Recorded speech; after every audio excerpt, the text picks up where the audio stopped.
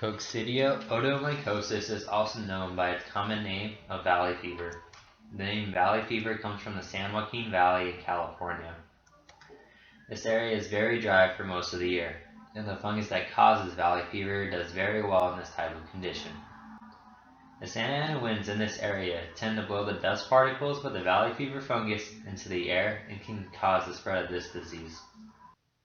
The first case of valley fever was reported in 1892 in Argentina, and the first U.S. case was reported in 1894 in San Francisco, which is just west of the San Joaquin Valley. Next, the fungus was isolated from the soil in the San Joaquin Valley for study, and some of the researchers that went to this area contracted the disease due to being exposed to the dusty conditions in this area and also because they inhaled dust particles that contained the fungus.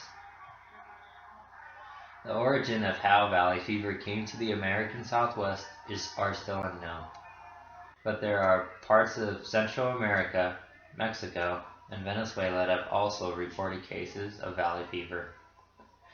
These climates are very similar to the areas shaded in green on the map of the American Southwest. Valley fever is one of the few endemic diseases that exist in the American Southwest.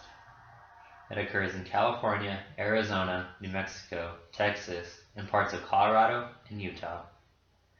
The areas that are the darker shades of green are the drier parts, and the people that live in these areas are more likely to become infected. The jobs that were in this area between the 1940s through the 1970s were mainly construction, agriculture, and oil drilling. These jobs required their workers to work with the soil, and this is how a lot of the workers became infected. Their solution was to try and figure out a way to minimize the amount of dust produced, or a way to prevent the workers from breathing in the spores. They ended up using vehicles with covers on them and also informed their workers about how not to breathe in the fungus. The main way that this disease is transmitted is by dust. These areas are extremely dry, and the disease tends to peak right after the rainy season because the fungus tends to proliferate a lot in wet conditions and then dies out in the extreme heat of the summer. Once the spores start to dry out, the outer part of the fungus dies, but the middle part stays alive. The dead part forms these wings that carry the fungus and allows it to move from place to place and even find a host. When someone breathes in one of these spores, the living part of the fungus thrives in the saline conditions of the lungs and begins to form spherules. Once the spherules reach maturity, they rupture and the process restarts.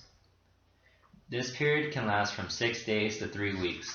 Once the period has passed, the fungus tends to die out and leave the patient in no condition to be able to work. After a person has gone through the proliferation period of this disease, it can take a few weeks to a couple of months before their physical health allows them to be able to work again. One of the biggest problems that most physicians face with this disease is diagnosing it. Valley fever is very similar to tuberculosis in the way that they are both pulmonary respiratory infections and also in the way that physicians test the patients to see if they are infected with either of these diseases. To diagnose valley fever in the 1950s, physicians would use Coccidioidomycosis. They would apply it to the skin, and if the skin reacted to it, it would indicate that the person had a strong possibility of having valley fever. This was very similar to the tuberculin test that was performed for tuberculosis. This test was also applied to the skin, and the physician or nurse would watch and see how the area would react to the foreign substance. X-rays were also a way of diagnosing people during this time period, and it was very hard to distinguish the difference between a patient with valley fever and a patient with tuberculosis.